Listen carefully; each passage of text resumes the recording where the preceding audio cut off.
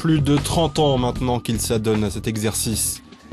Une image dans l'obscurité qu'il faut ensuite développer avant de fixer l'instant et d'être parfois traversé par un moment de vérité. Depuis le début des années 80, le photographe français Richard Bellia documente à sa manière l'histoire de la musique. Sa philosophie, c'est le rock'n'roll.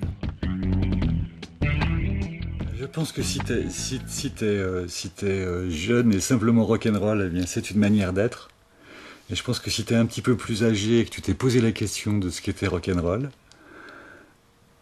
peut-être il t'apparaît que c'est un peu comme une espèce de petite flamme qu'on transmet de génération en génération, une manière de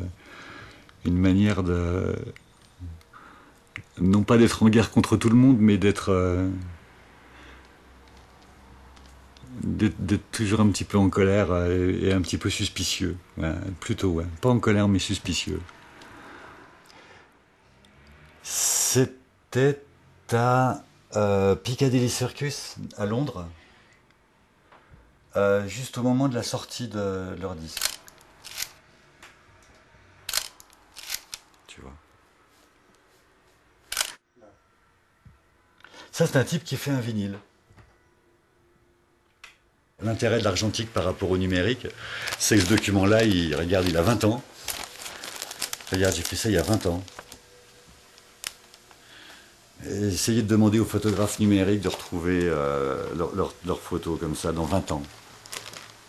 En 2031. Bellia a publié 2 livres jusqu'à présent. Son premier, Un œil sur la musique, balaie environ 25 ans de rock'n'roll. Un ouvrage auto-publié de près de 2 kilos. Sex and Rock'n'Roll est le titre de son deuxième opus. Des projets Bellia en a plein la tête. Il prévoit d'ailleurs de publier un 3e tome cette année encore. 30 ans de rock'n'roll en 3 kilos. L'idée de départ est que j'ai commencé par faire un livre sur 25 ans de musique. Et que ce livre m'a permis m'a ouvert les portes, réellement, et qui m'a permis vraiment d'aller faire d'autres images que j'aurais pas pu, plus tout ce que j'ai fait normalement.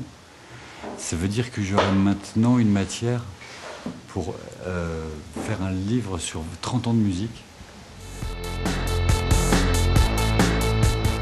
Richard Bellia, photographe installé à Lyon, expose en ce moment à Lausanne, en Suisse, jusqu'au 24 avril prochain.